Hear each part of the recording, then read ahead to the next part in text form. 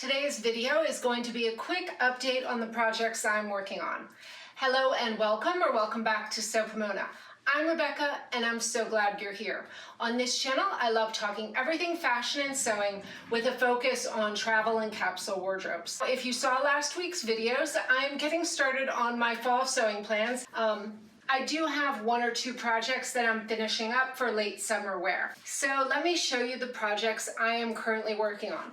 Now, first up is my last project really of summer, and then I'm going to be moving on to my transitional makes for the season. So this is the project I was really excited to get made up before the summer season is over. I just love this fabric.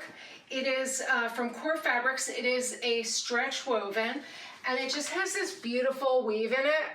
I'm gonna put up an image of the fabric in case you can't see it. It's been really overcast here lately. We've been having a lot of rain.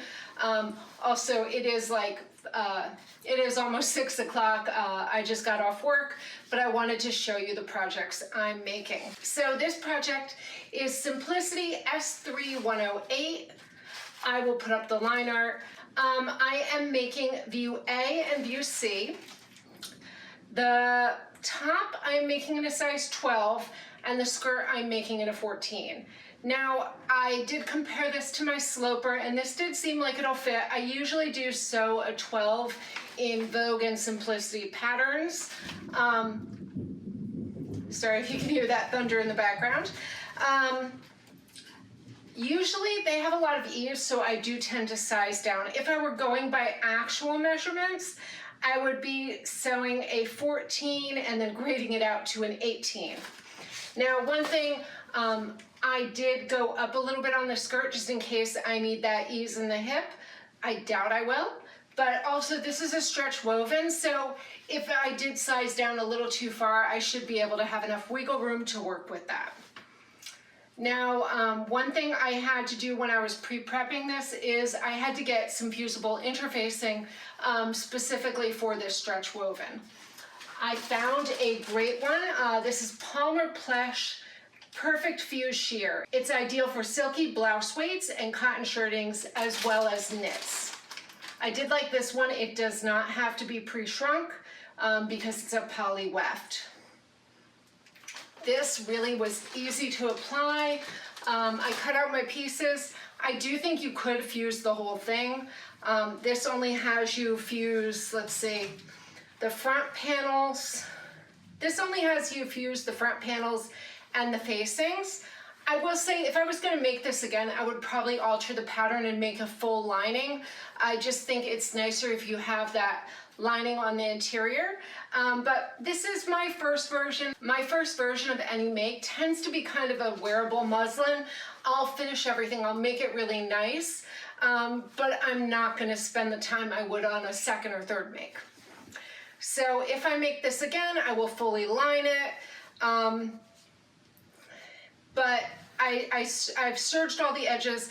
I really like this interfacing. It gives this a really nice texture and just that bit of stiffness it needed to make it into a vest, since this fabric was pretty lightweight. Oh, and before I go further, let me tell you what I'm wearing right now. I am wearing an Ajin cami from True Bias that I made in this silk from a More Vert from Stonemountain and Daughter. This one is lined in a Cupra rose satin. I made this maybe a year or two ago. I like it, it's reversible. I have a pair of pants in the rose Cupra that match. So this is a great piece that I can mix and match with everything. It looks great with blues, it looks great with pinks. So this is what I'm wearing today with jeans.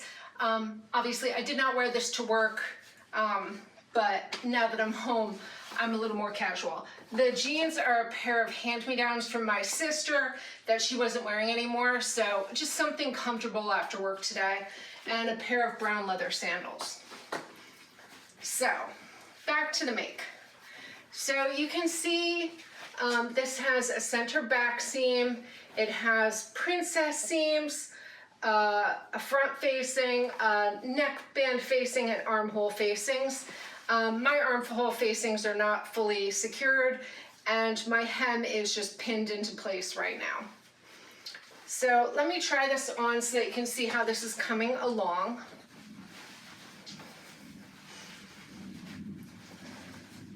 So I think the fit in the bust is really good.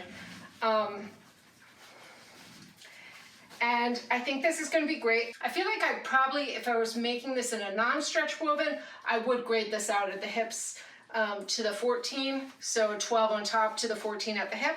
But in the stretch woven, it won't be a problem. And I feel like I might wear this open as well, so this is fine. I really like this fabric. I think it's going to look great with the skirt, especially because I'll be able to wear this to work and it'll be a nice dressier outfit. And let me see. So it's got the facing. I have all my skirt pieces cut out. This is kind of like a midi skirt with a waistband. So I think this is gonna look really pretty. It's all paneled, so I think it's gonna be really nice. Let me grab the buttons to show you. So I had some covered buttons. I had a kit for covering buttons that I got from Mood a while ago. So I have covered them with the self fabric. It just has like kind of a gold rim. These just pop on and off. And I just did glue these first to see how I liked it. And if I need to, I will sew them down, but the glue seems to be pretty good. These just pop on. So I've got my buttons, which I think is gonna look really nice if it's a covered button, just so it's a little more subtle on the front. I did leave off the pocket flaps because they're not functional pockets. And so for this first version, I didn't want to mess with that. Plus they're cut on the bias and they were just looking a little weird, the alignment. I think if I was going to do this again, if you're going to put pocket flaps on, you might as well put in a full pocket. So that would be what I would do if I wanted that look. But I kind of wanted this more casual anyway, so then I can wear this with jeans or I can wear it with the matching skirt. Now, one thing I am thinking to finish it off is I think I'm gonna add a ribbon for when I sew down the hem. I'm gonna probably sew that by hand, and I'm just gonna use a ribbon in my stash. I have two from Mood.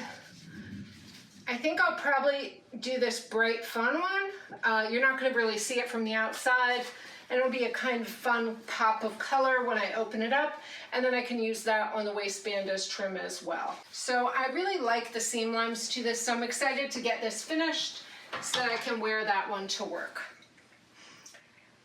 All right, so next on my list, I am gonna work on my projects in order of the way I can wear them throughout the season, so that I get a little more wear before I go on my trip. Next, I'll be starting on all my fall projects, and I have these all cut out. They do need to be serged.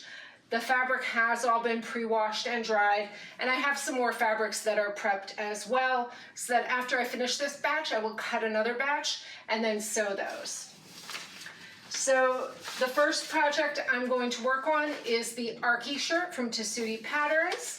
I am making this in their size 10. I've made a PJ shirt of this before and I liked the fit of it, so I thought it would make a good work shirt. It's just a short sleeve camp color shirt, button front. I'm leaving off the pockets. But I think this one's gonna look great. This is in that Japanese tracery fabric that I got from Marcy Tilton that I showed in my fall sewing plans. And this is gonna look great with all the black pants I have to lighten that look up, because I do like to wear black to work, but I think this will lighten it up a little bit, but this will still be a work appropriate shirt. Nothing too fussy. I did cut the facings on the selvage so that it'll be a nice clean finish. The next project I will work on will be pink linen pants. I am going to use Vogue Tamotsu 1437. This is a vintage pattern I got a while ago. I've made the pants twice. So this is my second version in this periwinkle. I love the pleating details. This one I had switched the zipper to the back. My first trial I did it in the front. I'm gonna go back to the front waistband opening. I do have a zipper ready to go. I have my pieces all cut out. So this is gonna be a really simple pleated linen pant. but I love this color, and I think this pink is a really good shade for me. So this will be transitional. I'll be able to wear these year round, but they'll still be light and airy, which is perfect for here in Florida. This coordinates with all of my fall fabrics. The next project I will sew after that is my own draft of a trouser jean. I'm gonna make it in this sandy sand gabardine. I'll put all the fabric descriptions below. I'm gonna put all the names of the fabrics and patterns below in the description if you want to find out more. I'm also going to line it. The pocket lining is going to use this. This was fabric from a dress. I think this fabric is from Marcy Tilton that I made a few years ago. I never really wore the dress much, but I cut up the pieces after I wasn't wearing it to use as the lining. And I had cut off the selvages when I made it, so I have those for trim. This pattern is my favorite trouser pattern. This is my most recent version of this in the black.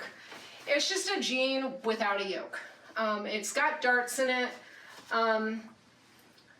This one has one dart. I think my original pattern has two.